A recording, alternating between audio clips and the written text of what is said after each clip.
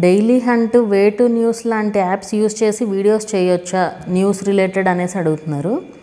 First of all ఈ apps గురించి నాకు ఇదివరకు అయితే ఐడియా లేదండి. బట్ ఒకళ్ళకి అపీల్ చేసిన తర్వాత నాకు ఐడియా వచ్చింది దీని గురించి మొత్తం క్లియర్గా.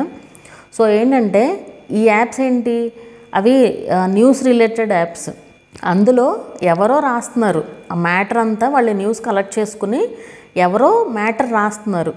సో మన వాళ్ళు ఏం చేస్తున్నారు, జస్ట్ దాన్ని స్క్రీన్ షాట్ తీసుకొని లేదంటే డౌన్లోడ్ చేసుకోవడం, ఎట్లయినా స్క్రీన్ షాట్ తీసుకుని ఆ స్క్రీన్ షాట్ని పెట్టి బ్యాక్గ్రౌండ్లో వాయిస్ ఓవర్ ఇస్తున్నారు.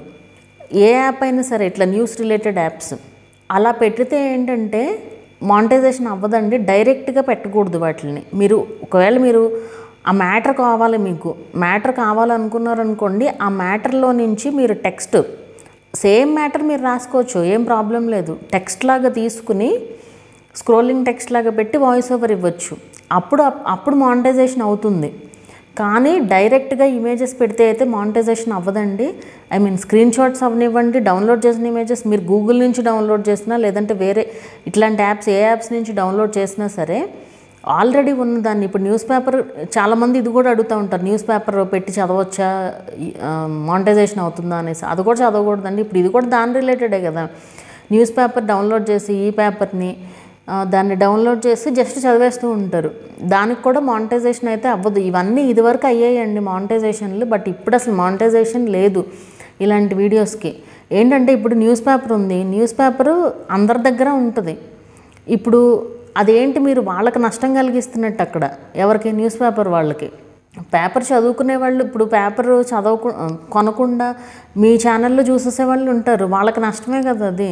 సో వాళ్ళు కనుక చూస్తే వాళ్ళకి కాపీరైట్ వేసే రైట్ ఖచ్చితంగా ఉంటుంది. ఆ పేపర్ వాళ్ళు చూస్తే ఖచ్చితంగా ఉంటుంది.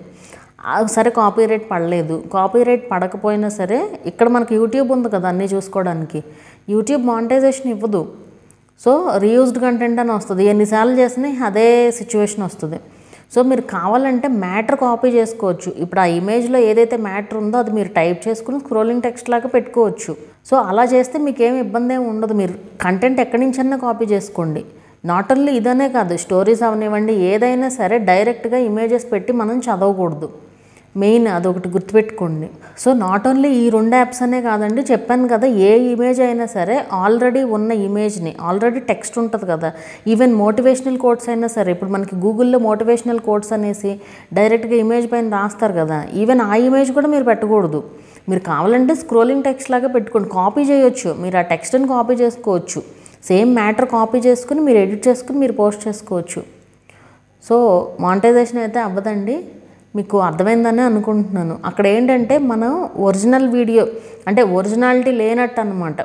అంటే ఉన్నదాన్ని మనం ఏమీ చేయలే, ఊరికే జస్ట్ స్క్రీన్ షాట్ తీసాము, వాయిస్ ఓవర్ ఇచ్చాము అంతే. ఊరికే వాయిస్ ఓవర్ ఇచ్చినా కూడా వాల్యూ లేదు అనేసి చెప్తుందన్నమాట యూట్యూబ్. సో అది మీకు అర్థమైందని అనుకుంటున్నాను. ఇంకేదైనా డౌట్స్ ఉన్నా నాకు కింద కామెంట్ చేశారంటే నేను రిప్లై ఇస్తాను. వీడియో నచ్చితే లైక్ చేయండి, అలాగే ఛానల్ని కూడా సబ్స్క్రైబ్ చేసుకోండి. మరొక మంచి వీడియోతో మళ్ళీ కలుద్దాము.